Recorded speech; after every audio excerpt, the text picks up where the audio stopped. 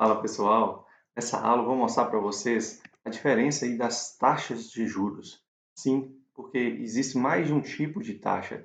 Nós vamos trabalhar aqui com 5 taxas de juros diferentes. A primeira, a taxa principal que a gente usa, é a que a gente chama de taxa efetiva. Na taxa efetiva, a taxa está no mesmo tempo que nós vamos cobrar os juros. Como assim, professor? Se eu tenho uma taxa efetiva de 3% ao mês, quer dizer que todo mês o banco vai cobrar 3% de juros. Você pensa assim, mas isso é o básico. Sim, isso é o comum.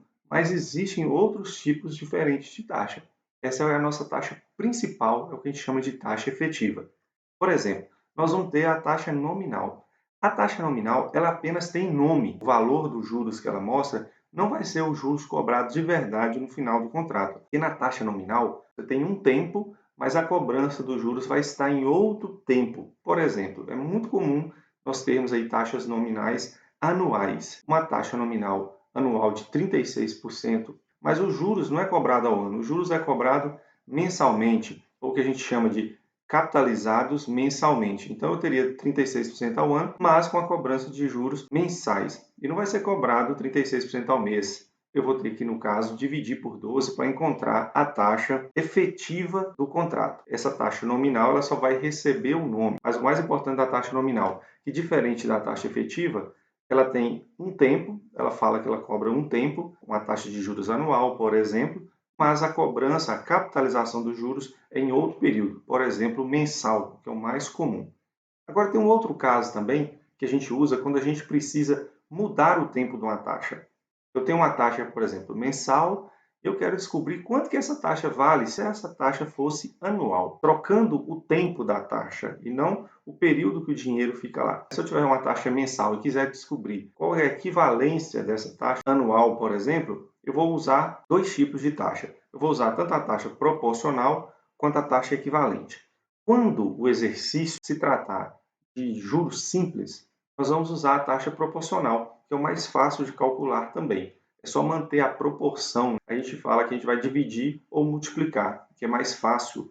Já quando eu estiver falando de juro composto, e aí em sua grande maioria, né, na vida prática a gente trabalha com juro composto, a gente vai usar o que a gente chama de taxa equivalente. Se eu tiver uma taxa mensal, por exemplo, quero descobrir quanto essa taxa vale anualmente, ou qual que é a proporção dela. É o que a gente fala assim, uma taxa geraria o mesmo montante naquele mesmo período de tempo. Se eu deixar essas taxas equivalentes, o dinheiro vai ficar no mesmo tempo, na mesma quantidade de tempo, eu teria o mesmo montante. A quinta taxa, né, que a gente usa aí, muito comum também, seria a taxa real. Eu gosto de falar a taxa real de ganho. Nesse tipo de taxa, muito usado quando a gente está calculando investimentos, para a gente descobrir quanto que a gente realmente ganhou. Por quê? A gente sempre tem a base, que é a nossa taxa efetiva. Eu deixei um dinheiro aplicado, por exemplo, em um certo período de tempo, mas naquele mesmo período houve a inflação. Eu quero descobrir qual foi a taxa real de ganho. Para isso, eu preciso descontar a inflação daquele mesmo período que meu dinheiro foi aplicado, para eu entender realmente quanto que eu ganhei. Embora eu tenha ganhado uma taxa efetiva,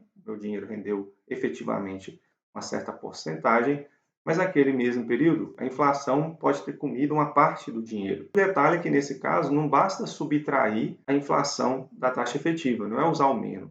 A gente vai ter que fazer uma conta, também usando aí a parte de juro composto, para a gente poder fazer e aplicar uma divisão para encontrar a taxa real. Então, para finalizar esse vídeo, nós temos do lado esquerdo, seria a taxa nominal e a taxa proporcional. Ela se aplica muito mais nesse contexto de juros simples, porque ela aplica tanto a divisão ou multiplicação. Já na taxa equivalente ou a taxa real, a gente precisa usar um princípio lá do juro composto, que é o parênteses, que é o 1 mais i. Essas duas taxas, elas caminham para o sistema de juro composto na forma de resolução do exercício. Se você gostou do vídeo, deixa seu like e não esqueça de se inscrever no canal.